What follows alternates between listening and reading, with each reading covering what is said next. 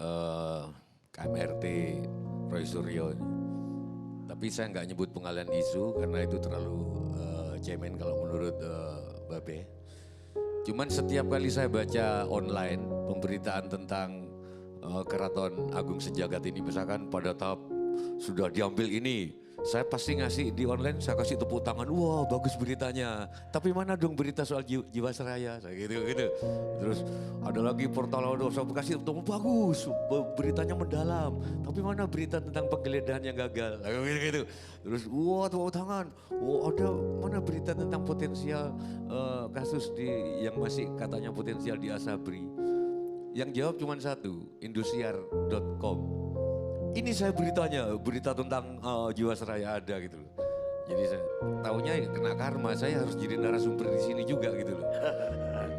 Gak enak mau nolak, gak enak karena beberapa kali saya gak bisa, ya udahlah. Tapi bayangan saya seperti netizen, kenapa gak bahas Jiwasraya lagi, kenapa gak bawa itu loh.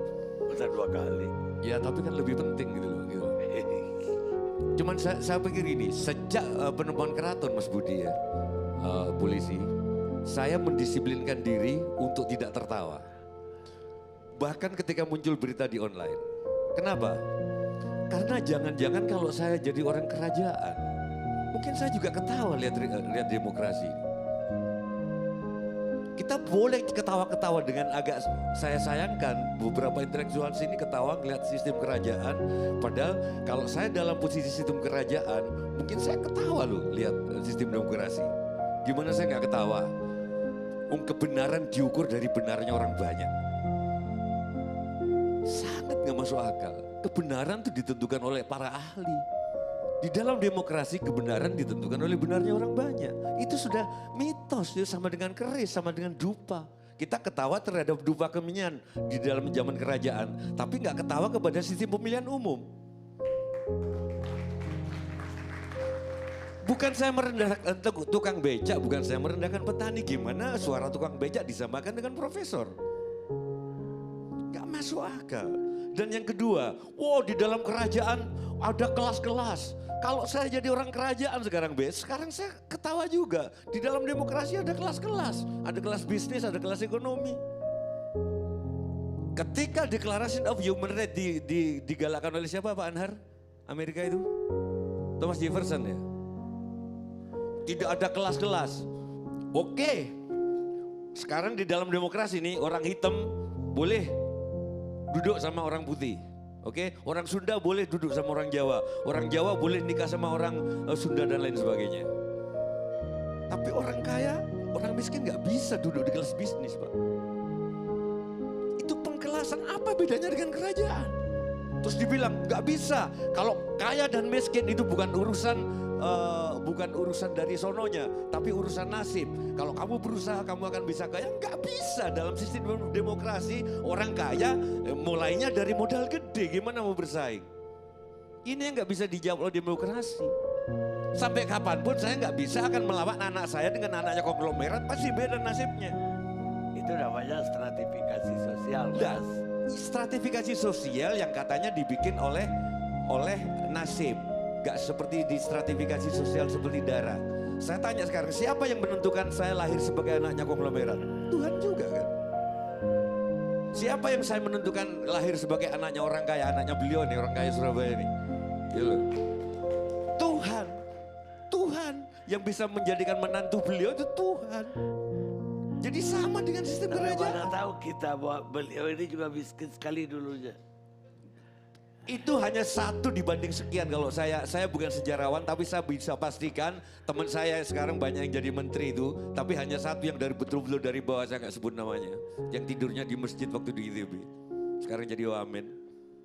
Berapa orang yang kayak Dahlan Iskan? Semua pancatannya dari artinya Pak Karni. Kalau saya sebagai orang kerajaan sekarang, kenapa dari tadi saya nggak ketawa meskipun Pak Rangga tadi ngomong nggak masuk akal, saya nggak ketawa. Saya ngelihat unsur kritiknya terhadap demokrasi. Saya nggak ketawa, bisa disaksikan di video. Apa bedanya memelihara klinik keris di zaman kerajaan sama memelihara Harley Davidson? Sama klinik juga. brand itu klenik, orang rela menunggu berbulan-bulan untuk menunggu tas branded. Apa bedanya dengan cincin, apa bedanya dengan batu kemenyan? Semua ada. Jadi yang ingin saya katakan begini, saya pasti nggak ingin kembali kepada sistem kerajaan, Pak Permadi. Tapi munculnya kerajaan-kerajaan ini adalah kerinduan orang akan simbol-simbol budaya itu. Karena itu Soekarno pernah ngomong di Cindy Adam, kenapa Cindy Adam bukunya, kenapa dia pakai waktu jadi presiden tuh pakai baju yang pernah kayak raja. Karena dia sadar rakyat Indonesia pengen melihat raja. Itu yang gak ditampilkan oleh para pemimpin sekarang.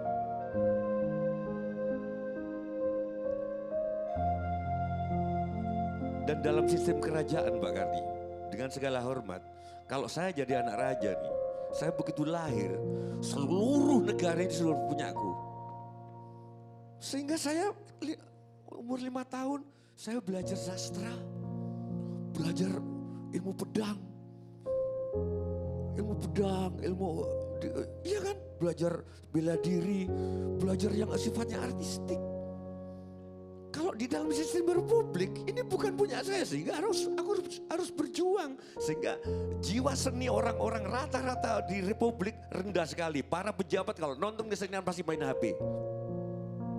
Gak ada nilainya, makanya disuruh pentas-pentas kesenian. Gimana mau pentas kesenian, baca puisi kayak Rendra, wong pejabat duduk langsung nonton HP.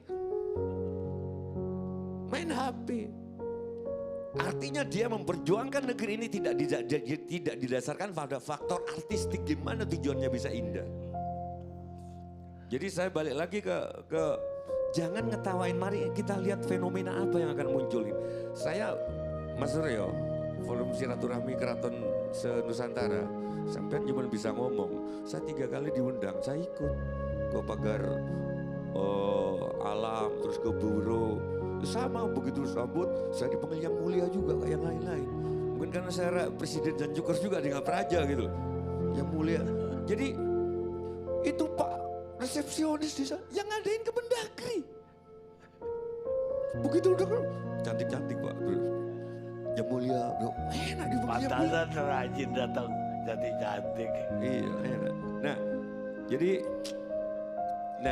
yang terakhir, Pak Nargonggong, Pak Salim Said, 3 tahun yang lalu saya menulis buku penggabungan Majapahit dan Pajajaran. Di Majapahit itu ada abdinya Brawijaya terakhir 5, namanya Sabdo Palon. Di Sunda ada Buddha Angon, abdinya Siliwangi. Itu saya ketemukan Pak Didi. Buddha Angon sama Sabdo Palon. Intinya, saya melihat gejalanya itu ada sekarang, yaitu Sabdo Palon mengatakan bahwa agama masa depan adalah agama Buddha. Tapi saya sebagai dalang, yang disebut Buddha di situ bukan Buddha tapi Budi. Saya lihat sekarang di tengah gejolak-gejolak soal iman, orang sekarang mungkin mempertanyakan, kamu nggak peduli agamamu Katolik atau apa terserah, tapi yang penting budimu, akhlakmu itu akan makin menyeruak di masa depan. Jadi tanda-tanda itu ada. Cuma sekarang bagaimana ke Pak Babe tadi, bagaimana bentuknya tidak kekerajaan, tapi tetap republik, tapi membawa sifat-sifat kerajaan gitu loh. Jadi lain dong Pak Karni. Kalau kita punya sifat seorang raja, begitu ada kasus Natuna, lain aura raja yang muncul gitu loh. Macam-macam kan, bacok kan.